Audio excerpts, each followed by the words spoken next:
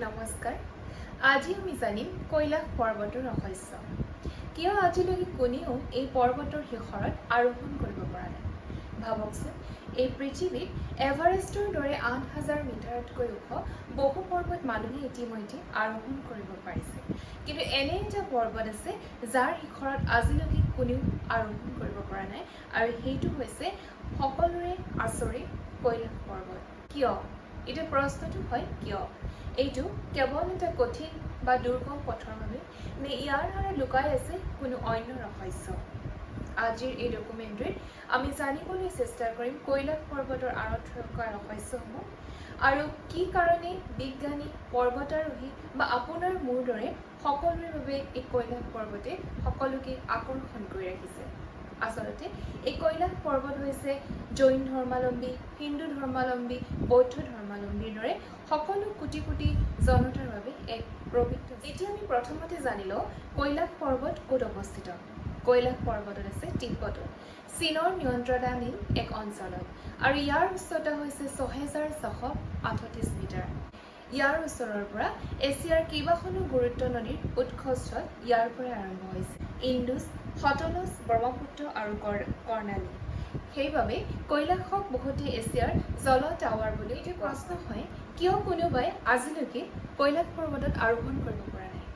Everest পৰ্বতত হাজাৰ হাজাৰ মানুহ আজিলৈকে আৰোহণ কৰিছে, কিন্তু কৈলাশক আজিলৈকে কোনো ধৰণৰ পৰ্বতাৰোহণ অভিযানক যাবৰ বাবে অনুমতি দিয়া হোৱা নাই, কাৰণ বহুতে এই স্থানক পবিত্ৰ স্থান বুলি গণ্য কৰে।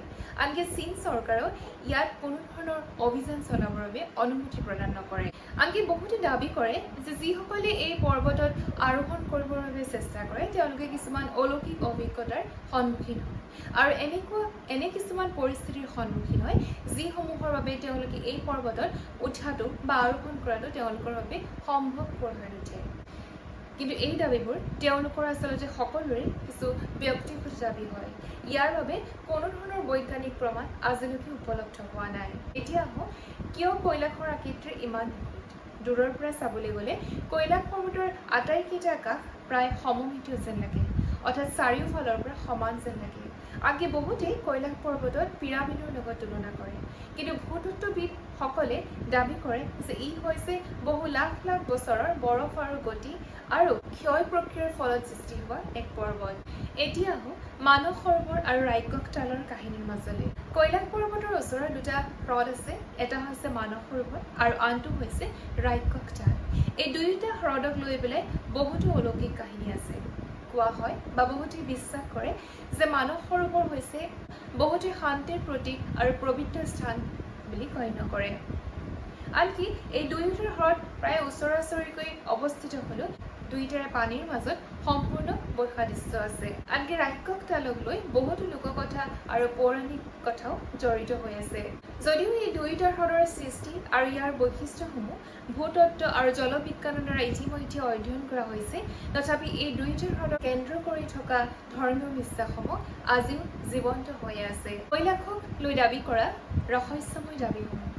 বহুতে ইণ্টাৰনেটত দাবী কৰে যে কৈলাশ পৰ্বতত যিগৰাকী ব্যক্তিয়ে আৰোহণ কৰিবলৈ যায় তেখেতে অনুভৱ কৰে যে তেখেতৰ চুলি আৰু নখ খুব দ্ৰুত গতিৰে বৃদ্ধি হৈছে, আৰু লগতে কৈলাশ পৰ্বতৰ ওচৰে পাজৰে সময় বহু বেগেৰে আগবাঢ়ি বুলিও বিশ্বাস কৰা হয়।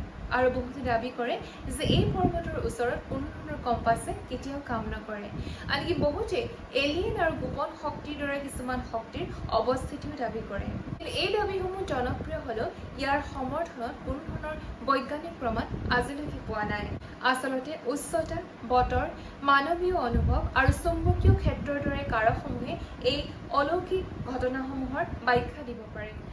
কোটি কোটি মানুহ প্ৰতি বছৰে এই কৈলাশ পৰিক্ৰমা কৰিবলৈ যায়।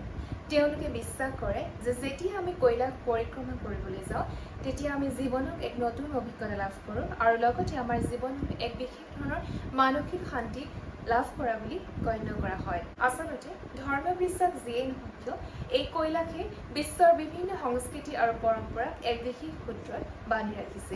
কৈলাশ পৰ্বত ই এক পাহাৰ হয় নে এক অমীমাংসিত ৰহস্য নে এক পবিত্ৰ স্থান। ইয়াৰ বহু কথাৰ বৈজ্ঞানিক ব্যাখ্যা আছে আৰু আন বহু বিষয় ধৰ্মীয় বিশ্বাস আৰু পৰম্পৰাৰ সৈতে জড়িত। আৰু এই দুয়োটাৰ সংমিশ্ৰণে হয়তো কৈলাশক পৃথিৱীৰ এক অন্যতম ৰহস্যময় স্থান হিচাপে গঢ়ি তুলিছে। এতিয়া আপুনি কওক, কৈলাশ পৰ্বতৰ ৰহস্যৰ আঁৰত কি লুকাই আছে?